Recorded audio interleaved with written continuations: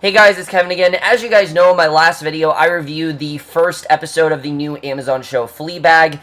Well, in that time, I was able to binge the entire first season very quickly, and believe it or not, I will be reviewing the entire first season, or first series, whatever you really want to call it, if you're in the US or the UK, of Fleabag. But let's just get right into this, because I was definitely really looking forward to the rest of the season. First episode greatly impressed me. I thought it was incredible. I loved the way it was done.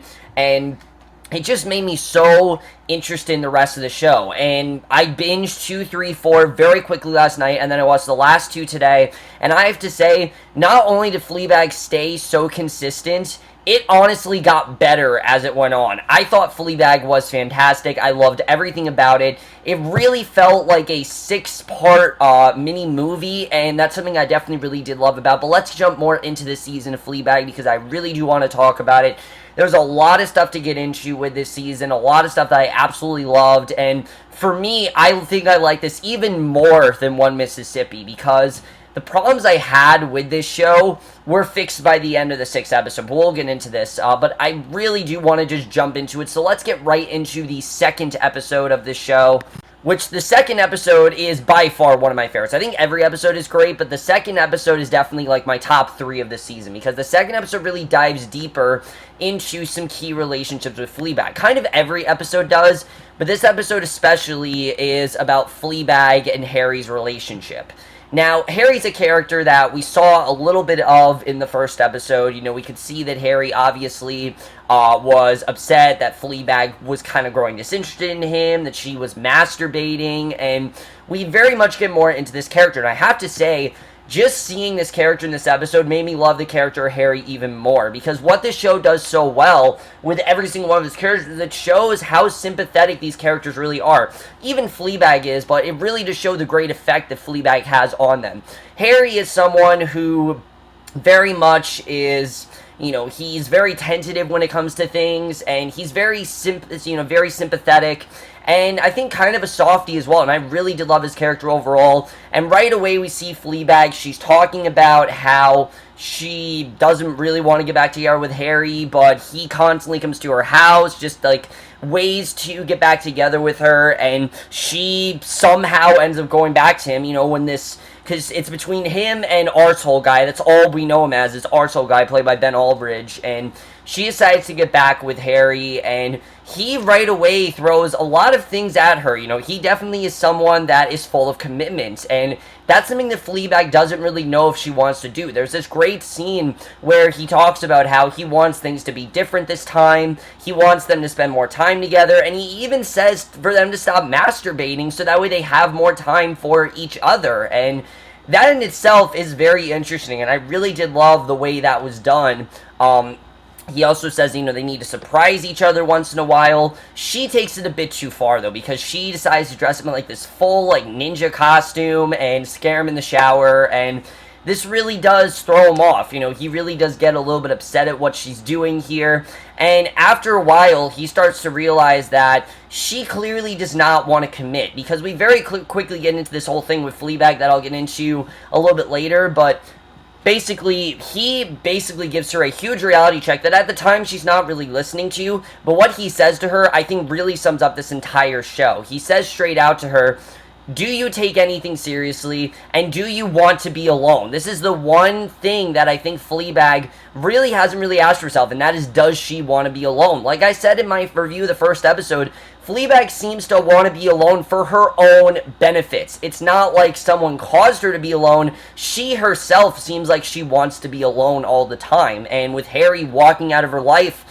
we basically see that he's not going to come crawling right back. He's now realizing that she is damaged, and that she's not just someone that he can just easily latch onto. It's not just going to work out in the way that he thinks it's going to, and it was very sad to see, but Harry does end up leaving her, and I felt really bad for Fleabag in this instance. I mean, honestly, because I don't think she meant for this to happen, but again, we very quickly find out that Fleabag is someone that doesn't really take anything that seriously, we very much see, and we also see this scene where she talks about how she's not obsessed with sex, but she loves the feeling of sex and the commitment and everything. And I'll get into that when we get more into the writing and things like that. But I thought that was very well handled. I love the way that was done. And we don't see Harry again till the finale. And I think it makes a lot more sense because Harry is someone who truly did love Fleabag and truly did want to help her. But she was just too crazy and too uncommitted for him. What he wanted, she could never give him. And I think he realized that by leaving her. It's a very sad scene.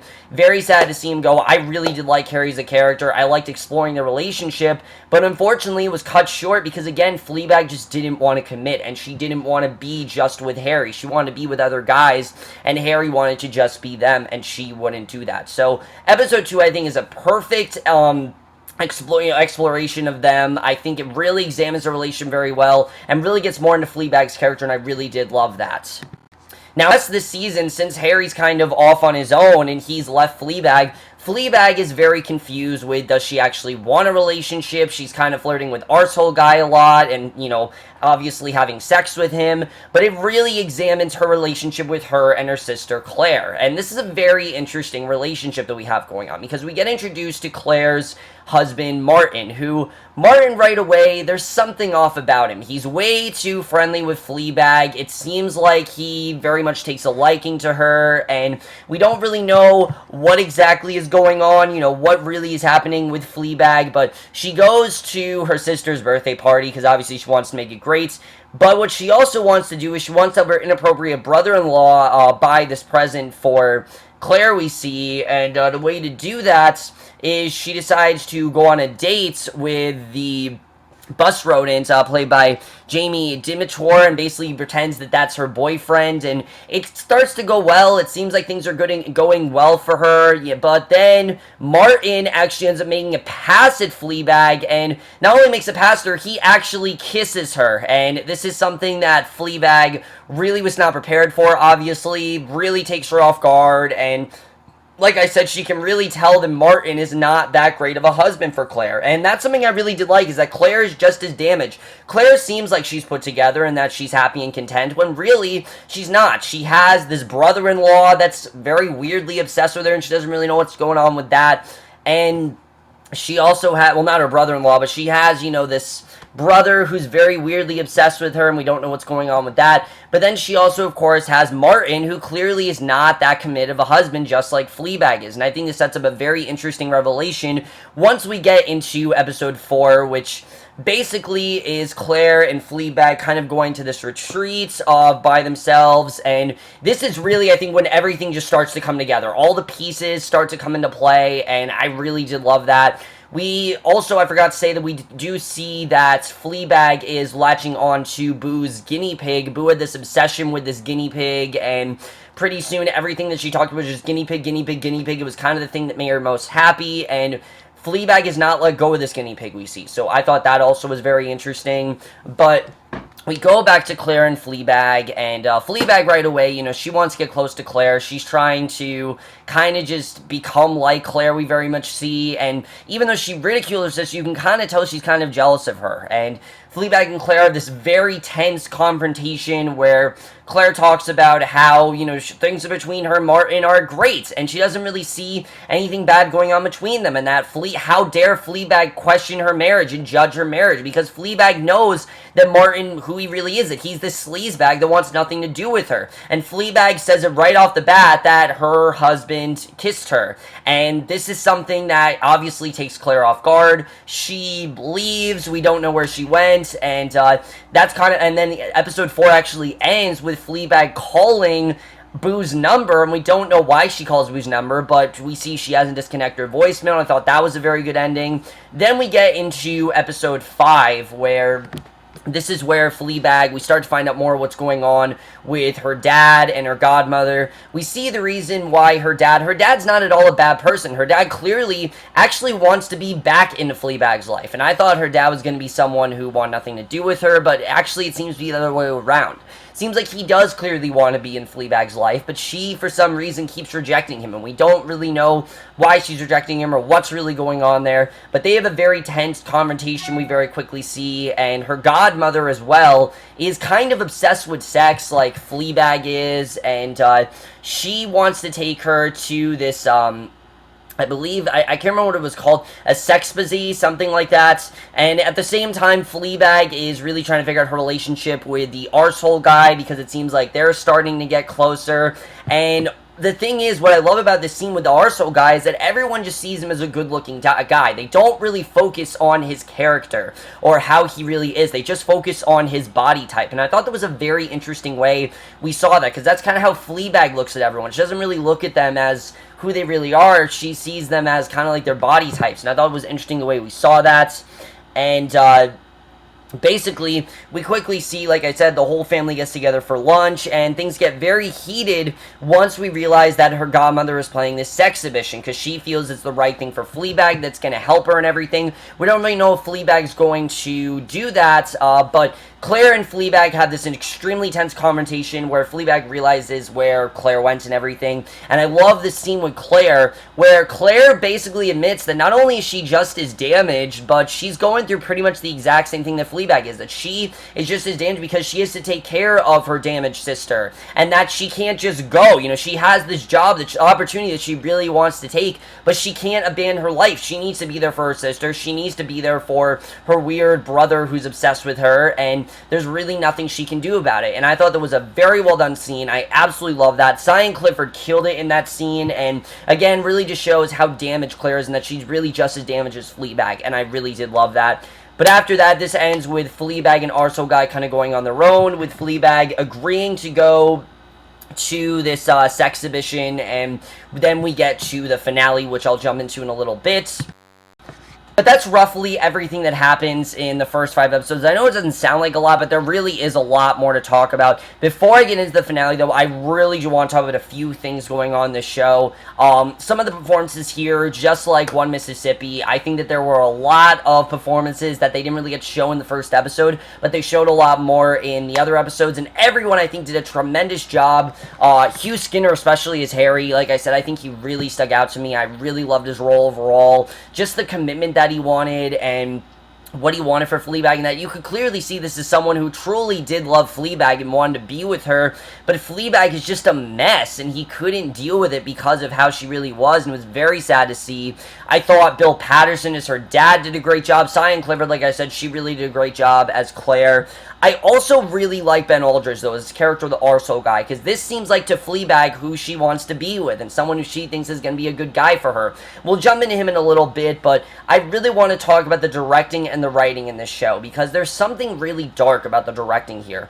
Like I said, throughout the show, I think the tone was very good, it was very fun and things like that, but it's also because of Fleabag, because you see the show, the tone is very fun and silly and things like that, but there's something really dark about it. It's mainly because the fact that Fleabag herself doesn't take anything that seriously. So anything that seems serious, she just kind of brushes over and just thinks of as something silly and doesn't really face the reality of the situation. I thought it was very interesting the way they did that, especially the way they depict her relationship with Boo, because you would think they'd show really in-depth flashbacks, but they don't. They show fragments of something between Fleabag and Boo, but they don't really show the whole situation. And at first that was going to be a problem, but then we get to the finale when it made a lot more sense why they did that, but that very quickly wasn't a problem for me. But something I also really loved about this show, and probably the thing I actually love the most, is what this show truly has to say about sex. Because yes, Fleabag is quote-unquote obsessed with sex, but she quickly says that it's not the fact that she's obsessed with the sex of it. You know, she doesn't just want to fuck guys or whatever. That's not why she does it. She does it because she loves the feeling of someone wanting your body and someone wanting to be with just you in that sense and be intimate and share everything with you, and all these feelings come out. It really is just this incredible scene where she just starts talking about all the things that she loves about sex, and it's in the second episode, and it seems somewhat silly, but really it makes a lot of sense. She doesn't doesn't want sex, she wants the commitment part of sex. She wants to feel wanted. She wants to feel like she's not alone.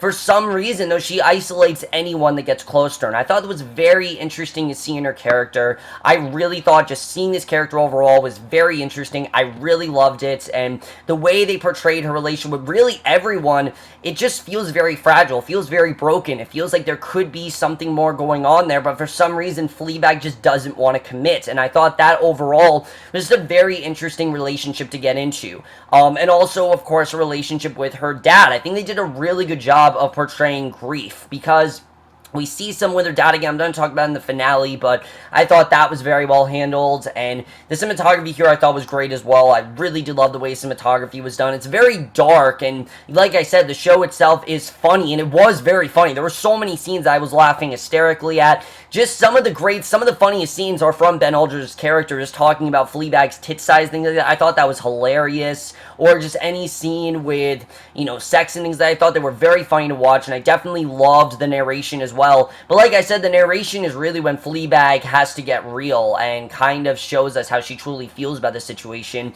And again, we can see that Fleabag is, like I said, someone who just doesn't really take anything that seriously. But then all really comes to a halt once we jump into the finale. I think also the 6 episodes on this show really utilized it very well. I think these 6 episodes, I would have maybe wanted one more episode, but it really didn't matter. I think overall, 6 episodes is what the show needed. I think we were able to tell the story we needed there, and no episode felt out of place. No episode felt filler. Every episode felt like we were getting to something big, and I definitely really did love that. And I think with 6 episodes, there wasn't time for filler. There wasn't time for nonsense. We really got into the relationships overall with Fleabag, her family, her boyfriend, and her best friend, and I thought overall it was very interesting to see. I really loved it overall, and I think that's something that the show just did so well, was always staying consistent, always focusing on the important stuff, and leaving all of the, filler stuff, keeping all the filler stuff out of the show, which I really thought was very well handled. Which, let's talk about the finale on the show, because every episode of the show I thought was great. The finale made the show 10 times better. The finale really is when everything comes together. It's when the entire show comes to a halt, and where pretty much Fleabag finally has to decide really what she wants to do, and we'll get into that. But most of this episode, we focus on Fleabag going to the the sex exhibition with her godmother and everything that she's taking her to, and we see very quickly that Fleabag and Arsehole Guy seem like they're actually working out, and Arsehole Guy seems like he's going to commit to her. It seems like he actually has genuine feelings for her.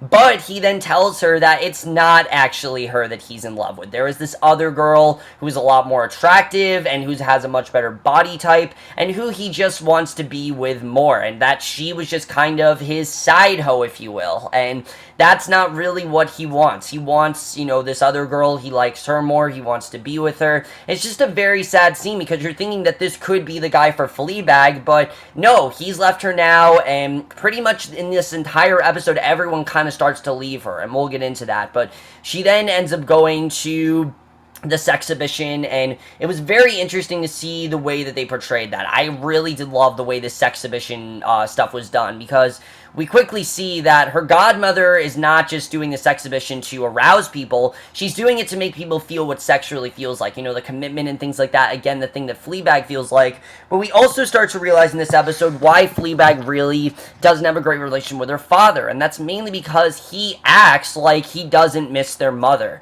And it's mainly because, again, Fleabag is someone who hasn't gotten over their mother's death. She's lost her mother, and it's really taken a toll on her. But, her father really has. And yes, he still thinks about her. But Fleabag is doing whatever she can to embarrass them. She makes a huge embarrassment of herself. She, starts smashing glasses and things like that. I mean, it's really bad. And then we get to Claire when she realizes that Claire has invited Martin to the sex exhibition. It's the worst possible thing that could have happened, is that Claire went on her own, went back with Martin, and Fleabag's just trying to tell her, look, your husband is not someone that you should be with. He doesn't really love you. I love this scene with Claire, though, because Claire wants to believe Fleabag, but Martin has made her think that Fleabag led him on, that Fleabag was the one that kissed him. And you're thinking, why shouldn't Claire, just listen to her and forgive her? The problem is that Claire can't forgive Fleabag because of what happened with Boo. And this is when we realize that, yes, Fleabag didn't tell the true story what happened with Boo. And I knew very well that there was more to that story.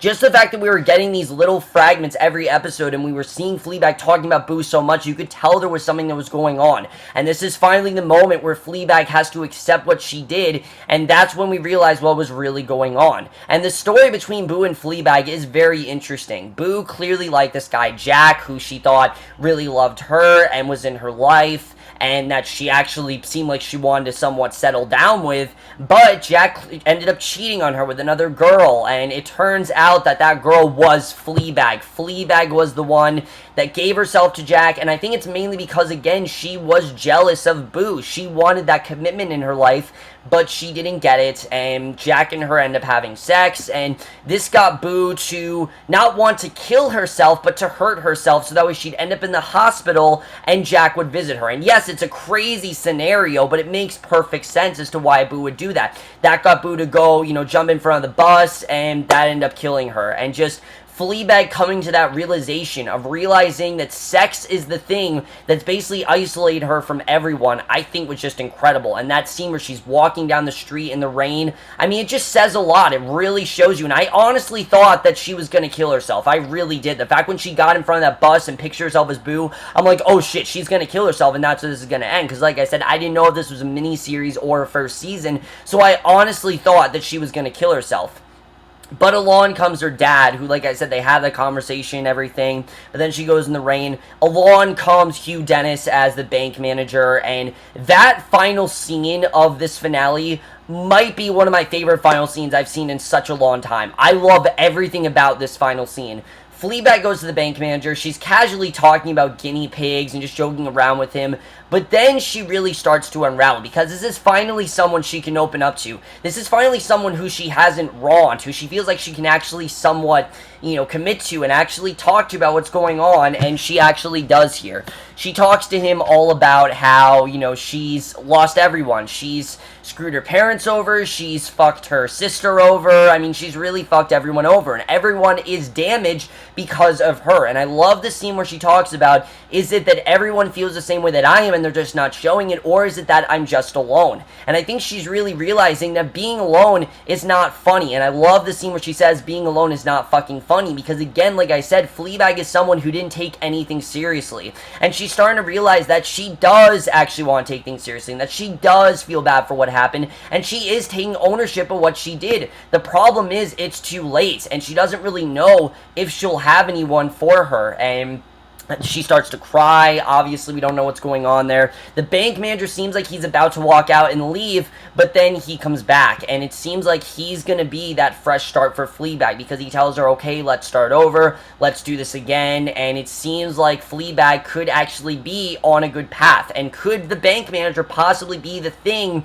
to redeem Fleabag and help her out? And that's basically where we end the season, end the series. Possibly, I don't know if there's going to be a season 2, but if there is, like I said, the big question is, can that bank manager redeem Fleabag as a person, as a character, and overall just as a human being, and basically get her back on the right track? But the other thing I think the finale did so well that I really was so impressed with is what it really had to say about grief, because like I said, throughout the season, I really was like, alright, why aren't we really getting into her mother's death? Why aren't we really getting into Boo's death? Again, realizing that it was intentional, that she wanted this to be this way, that she tried to push away anything about it, and really she was hurting the whole time, and that's why she wasn't really facing it, because she didn't really want to have any emotion, and also because we could tell she didn't really want to feel, she didn't really know what to feel about it. I just thought overall it was so interesting. I love where that went, and I think it just went in this really interesting direction that I absolutely loved. And over the course of these 6 episodes, everything that we've been leading up to, I think really has been leading up to realizing what she did to Boo. That's why she is who she is today. That's why she's made herself feel alone, and that is why Fleabag is in the state that she is currently in the show.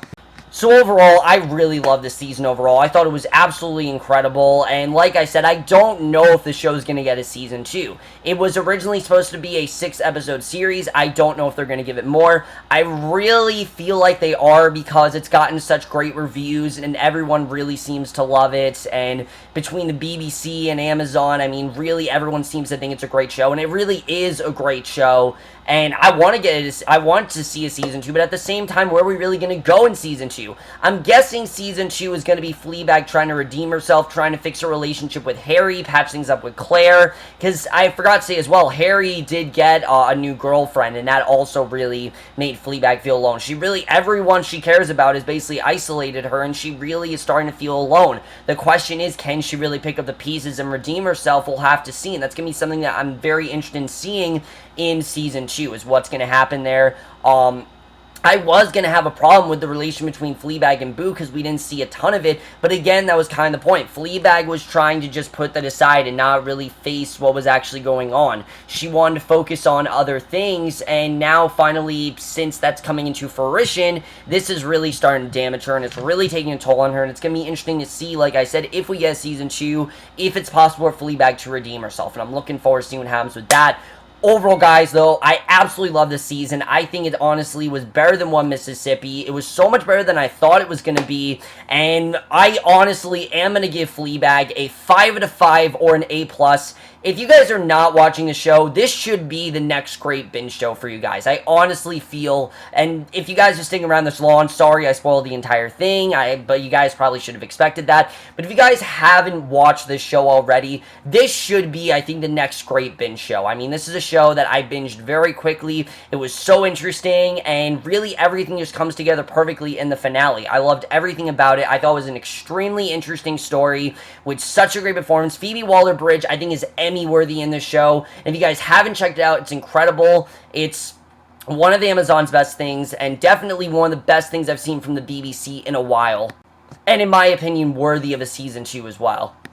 So overall, guys, I'm going to review the first season of Fleabag. Let me know what you guys thought of the season overall. If you watched it on Amazon or BBC, do you want a season 2? What do you think will happen in season 2? Would you like, do you want to see season 2 happen? But that's it, my review. Hope you guys enjoyed it. And guys, the rest of my videos, most of them at least, will all be Emmy related because the Emmy Awards are tonight. I will, of course, be doing an Emmy nomination prediction video, and then, of course, I will be doing my live stream. There might be a movie review in between, I don't really know, but most likely all my videos are going to be Emmy related. My live stream will be on my second channel because I can't do live streams on my first channel because of some copyright strike bullshit, but other than that, guys, this is my review. Hope you guys enjoyed. Let me know what you guys thought of Fleabag overall, and I will see you guys in the next, which will be for the Emmy nominations, and I will see you guys for that. Okay, bye.